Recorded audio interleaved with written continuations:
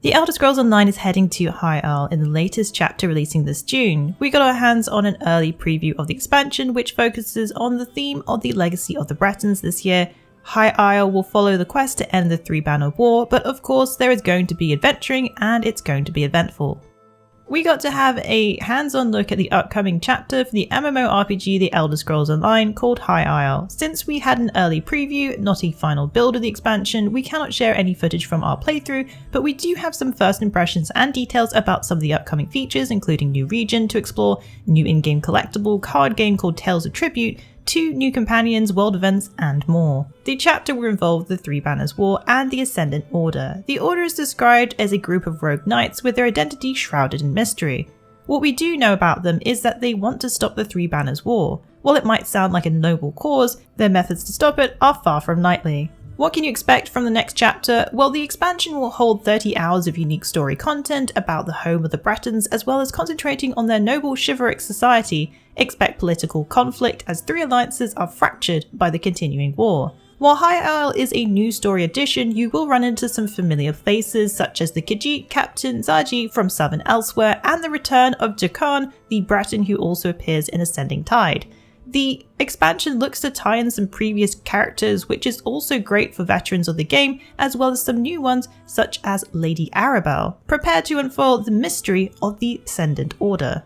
As usual, there is plenty of narrative to discover in High Isle, even some interesting side quests. You'll have plenty to sink your teeth into when it comes to the stories in High Isle.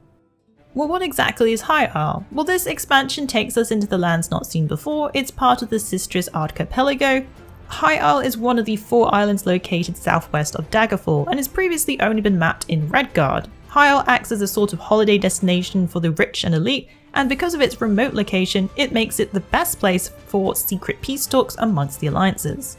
However, not everything is smooth sailing. Not everyone wants the war to end though, as they stand to gain a lot more from the continued animosity than they are when the alliances are at peace. The difference with this chapter area is that the region is split between isles, which makes for a different experience when exploring. While it looks to be a little bit smaller on the map than previous chapters, there is actually still a lot to do. The architecture is stunning and has comparable beauty to that of Somerset, but of course in a Breton style. Simply roaming around the place, you'll get to find these areas filled with curious places such as crypts, mighty castles, and also scenery covered in sunflowers. While it does paint quite the idyllic picture, you are going to run into some new enemies here and there, which are actually quite horrific to fight, some knights that are quite dastardly, and also some new wild bosses that you'll have to figure out maneuvers against, which are quite a challenge.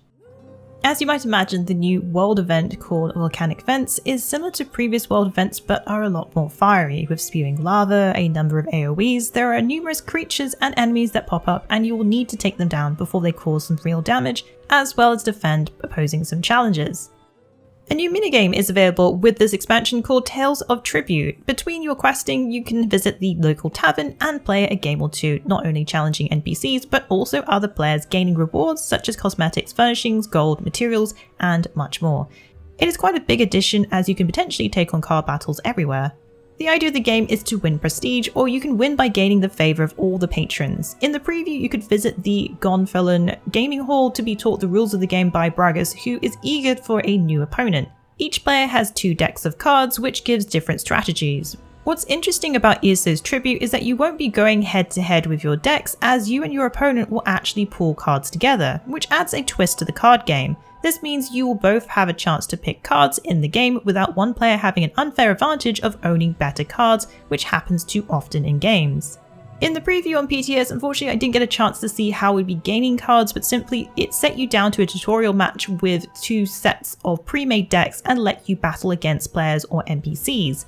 Since there weren't too many players on, you could practice against the gaming hall's opponents. But previously mentioned, ZeniMax has shared that the general idea is that you'll be able to collect cards and challenge other players as well as characters in a sort of Gwent experience. Each turn, players will use their hand to buy new cards from the middle of the table called the Tavern. Each card has a coin value, a suit, and an effect. They can also trigger combos if you manage to pick up cards from the same deck, which is where the strategy comes in. An interesting mechanic is the use of patrons, who are located on the right side of the table. They represent each of the decks being played and can offer boons or rewards in exchange for payment. Paying a patron will make them favour you, gaining a boon from them, but each starts out in a neutral position. If they favour your opponent, they can be paid to switch them back to the neutral position and paid once more to favour you. Each turn only allows you to pay one patron at a time, so using your turn wisely and anticipating your opponent's next move is going to be key. Tales of Tribute is described as easy to learn but hard to master, and definitely fits the bill, as I can foresee some interesting effects and combo moves that can make the game quite the challenge. Admittedly, after completing the tutorial, I still had a few questions about the rules of the game, as the introduction was quite brief, but after some practice you get a better grasp of the rules. Since the announcement of this new feature, it seems like a welcomed addition to ESO, as it will give something for you to do between your usual quests, dungeons, PvP, etc. It also looks like a fun way to spend your time, especially if you're a fan of minigames. While it appears to be an additional feature, it doesn't seem to be one that you have to partake in if you don't want to, but from the preview it had me wanting to jump right in and start challenging everyone in sight. Of course, this is a PTS version, so we didn't get to see a final version of how the system will work in the open world, but it does give a good idea of the systems, and maybe there'll be some tweaks and changes with the final version of this.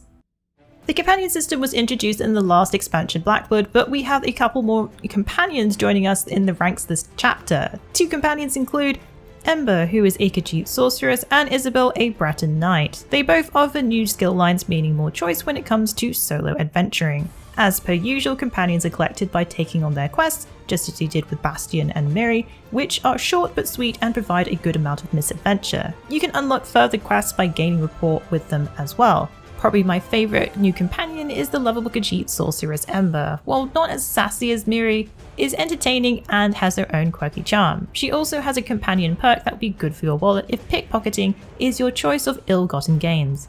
Pickpocketing with Ember will mean discovering possible hidden wallets with a chance to gain further gold. She also has some interesting skills such as Trickster's Trap from the new mischievous caster skill line, which will dazzle enemies with a ball of magic, stunning them.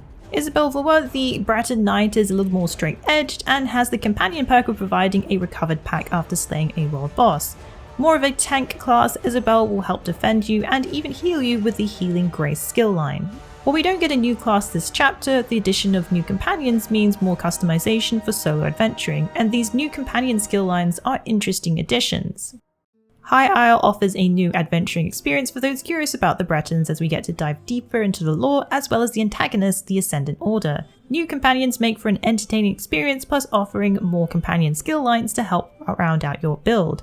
High Isle is both stunning and full of curiosities, making for another great adventure. What do you think about these new additions? What are you most excited for about High Isle? Let us know in the comments below.